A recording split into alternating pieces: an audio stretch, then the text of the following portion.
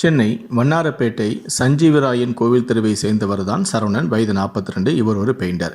இவர் வெளிநாட்டில் வேலை செய்து வருகிறார். இவரது மனைவிதான் விஜயசாந்தி, வயது 41. இவர் வண்ணாரப்பேட்டை MC ரோடில் உள்ள ஒரு பிரபல துணிக்கடையில் வேலை பார்த்து வருகிறார். இந்த தம்பதிகளுக்கு கல்லூரியில் படிக்கும் ஒரு மகளும் 10ஆம் வகுப்பு படிக்கும் ஒரு மகளும் உள்ளனர். சரவணனின் தங்கையின் கணவர் பெயர்தான் அவரும் சரவணன்.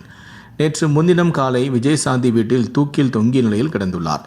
உடலை பார்த்து அதிர்ச்சியடைந்த குடும்பத்தினர் அக்கம்பக்கத்தினர் உதவியுடன் விஜயசாந்தியை மீட்டு சிகிச்சைக்காக ஸ்டான்லி அரசு மருத்துவமனைக்கு கொண்டு சென்றனர். அவரை பரிசோதித்த மருத்துவர்கள் அவர் ஏற்கனவே இறந்துவிட்டதாக தெரிவித்தனர். தகவல் அறிந்து தண்டையார்பேட்டை போலீசார் சம்பவ இடத்திற்கு வந்து சடலத்தை கைப்பற்றி பிரேத பரிசோதனைக்காக அதே மருத்துவமனையில் சேர்த்தனர். போலீசார் வழக்கு பதிவு செய்து விசாரித்த போது, பெயிண்டரான சரவணன் வெளிநாட்டில் வேலை செய்தபோது தனது தங்கை கணவரான மெக்கானிக் சரவணனுக்கு பணம் அனுப்பி தனது மனைவியிடம் கொடுத்துவிடும்படி கூறியிருக்கிறார். அதன்படி அவரும் பணத்தை கொடுக்க அடிக்கடி வீட்டுக்கு சென்றபோது மெக்கானிக் சரவணனுக்கும் விஜயசாந்திக்கும் இடையே கள்ளத்தொடர்பு ஏற்பட்டுள்ளது. இருவரும் அடிக்கடி தனிமையில் இருந்து வந்துள்ளனர். இந்த விவகாரம் வெளிநாட்டில் இருந்த கணவனான பெயிண்டர் சரவணனுக்கு தெரிய வந்துள்ளது.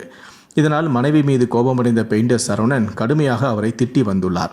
இதனால் மன உளைச்சலில் இருந்து வந்த விஜயசாந்தி சம்பவத்தன்று கடிதம் எழுதி வைத்துவிட்டு தூக்கு போட்டு தற்கொலை செய்து கொண்டது விசாரணையில் தெரியவந்தது.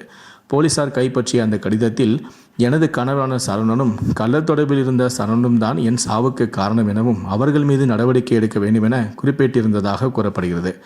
இதையடுத்து பெண்ணை தற்கொலைக்கு தூண்டியதாக இருவரும் மீதும் போலீசார் வழக்கு பதிவு செய்து கைது செய்து நீதிமன்றத்தில் ஆஜர்படுத்தி தற்போது புழல் சிறையில் அடைத்துள்ளனர். இந்த சம்பவம் வண்ணாரப்பேட்டையில் பெரும் பரபரப்பை ஏற்படுத்தியுள்ளது.